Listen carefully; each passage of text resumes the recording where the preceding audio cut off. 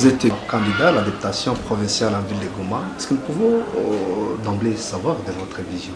Sans vision, pourquoi même perdre son temps en postulant comme candidat à la députation provinciale?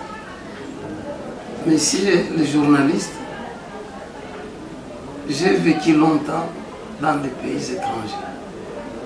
J'ai vécu à l'extérieur. Et la preuve en est que le plus grand diplôme que j'ai dans notre pays, c'est le diplôme d'État. Le reste, jusqu'au doctorat, c'est dans d'autres pays. Et quand je vois ce qui se passe où j'ai été, et quand je vois ce qui se passe où je suis né, notre pays, je dis, est-ce que je ne peux pas aussi faire quelque chose? Je me rappelle bien, quand j'ai décidé de rentrer au pays en 2012, les gens disaient, mais c'est pas possible, prof. Là, il y a la guerre, il y a l'insécurité. J'ai dit, je suis conscient, mais c'est le moment de participer à la formation de mes petites sœurs, de mes petits frères. Et c'est ce que j'ai fait depuis 2012. Maintenant, tenant compte du contexte et me basant sur une expérience existentielle, côté politique, je me rends compte qu'à ce niveau, je pourrais aussi faire quelque chose. Et là, vous pouvez me poser la question, comme quoi? Messieurs les journalistes, nous avons voté en 2006, nous avons voté en 2011, nous avons voté en 2018. Est-ce qu'il y a une certaine amélioration? Oui et non. Pourquoi? C'est vrai, le contexte de 2006 n'est pas celui de 2011. Le contexte de 2011 n'est pas celui de 2018. Et je reste convaincu que le contexte qui est le nôtre, en 2023, a une couleur particulière, à telle enseigne que nous pouvons encore espérer à beaucoup de choses, si et seulement si, désormais, nous arrivons à élire, à choisir les hommes qu'il faut à la place qu'il faut. Malheureusement, messieurs les journalistes, moi qui viens du territoire de Rutshuru, actuellement meurtri par la guerre de ses ennemis qui nous viennent du Rwanda, qui nous viennent de l'Ouganda, et actuellement ils nous viennent, n'est-ce pas, du Kenya.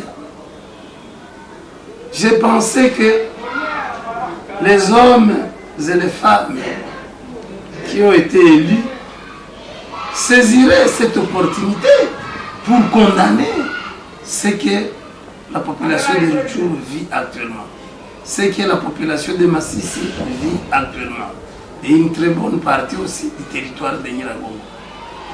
Malheureusement, je ne sais pas si vous avez accédé à l'intervention du professeur émérite, notre cher Nyabirungu Raphaël Mweneson. En s'adressant même à nos députés, vous constaterez que lui-même, il pense que certains de nos députés, pour nuancer, ne savent même pas ce qu'ils sont et ne savent même pas ce qu'ils peuvent faire. Alors, ceux qui ont fait quelque chose, je pense qu'on peut encore leur donner la chance par rapport à ces élections qui se présentent. Mais s'il y a des gens qui sont partis dormir à Kinshasa, devons-nous les laisser? Je pense que c'est le moment, n'est-ce pas, de décider. Au niveau provincial, c'est la même chose. Avant même de parler de l'état de siège, combien de députés nous venant de Nyiragongo, de Rutshuru, de Masisi qui ont parlé? C'est même regrettable de voir quelqu'un qui n'est même pas élu de Rutshuru parler au nom de Rutshuru, pendant qu'il y a de ces députés élus de Rutshuru qui ne disent aucun mot.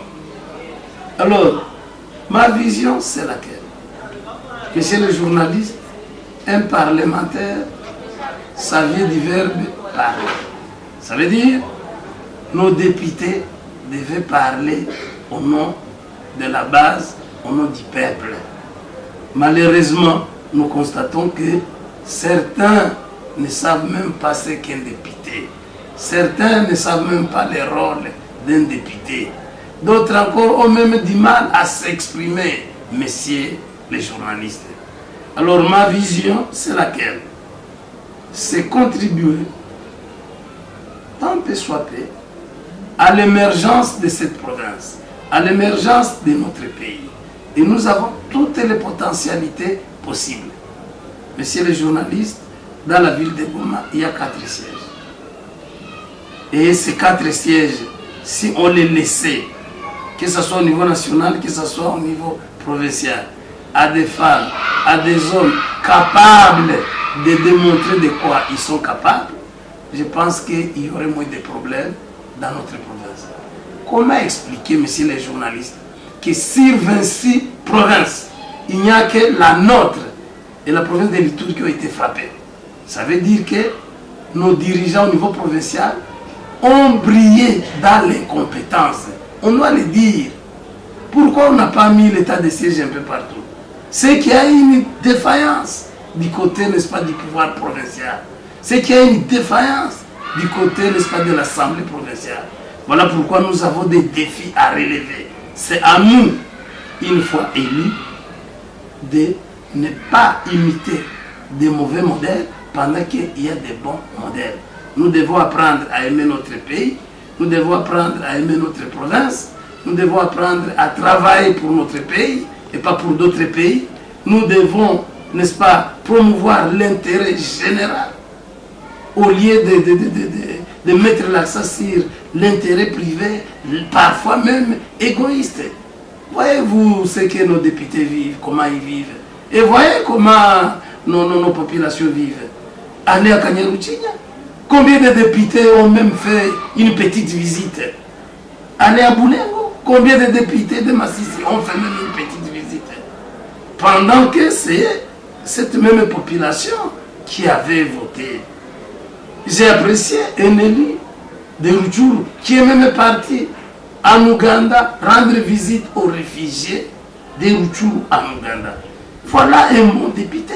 Mais combien ont fait des gestes pareils? Combien ils ont parlé au nom de leur population?